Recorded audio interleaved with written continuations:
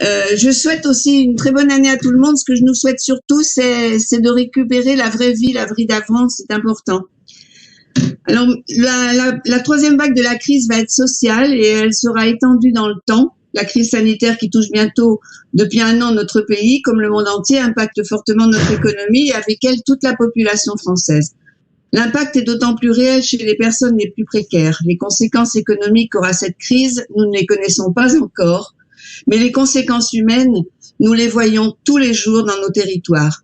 La crise actuelle conduit à une augmentation massive du taux de pauvreté. Je pense notamment aux étudiants qui ont récemment manifesté leur désarroi et auxquels nous devons apporter des réponses rapides et concrètes. Marc Grivel l'a rappelé en début de conseil en évoquant les propositions de Synergie Métropole en la matière. Je pense aussi aux personnes qui ont perdu un travail ou qui sont durablement éloignées de l'emploi, aux indépendants, notamment les restaurants que le couvre-feu des 18 heures empêche de travailler le soir, aux professionnels de la montagne, dont les saisonniers qui témoignent depuis plusieurs jours de leurs difficultés à vivre face à la piste d'une saison blanche. Les exemples sont légion dans l'Hexagone. L'actualité récente nous rappelle sans cesse la fragilité de certaines conditions. Elle nous pousse à agir vite. Il suffit parfois d'un petit coup de pouce pour améliorer la vie d'autrui. Le plan pauvreté constitue une politique structurante majeure. Son déploiement a été perturbé, voire retardé, par les confinements successifs.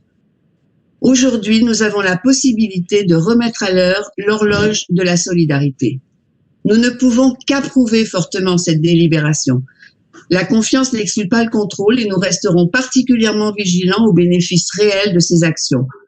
Le bilan très positif de la première année nous invite à poursuivre la stratégie mise en place en 2019 et à aller encore plus loin, en restant à l'écoute de nos concitoyens et en répondant par des actions très concrètes à leurs besoins, ce que nous permet notamment ce plan pauvreté, en apportant un soutien durable à nos entreprises créatrices de richesse et d'emploi.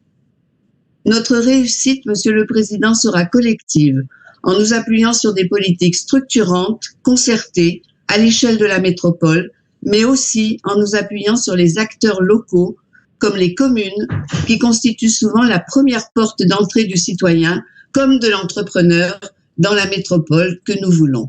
Une métropole dynamique, humaine, qui ne laisse personne sur le bord de la route. Je vous remercie.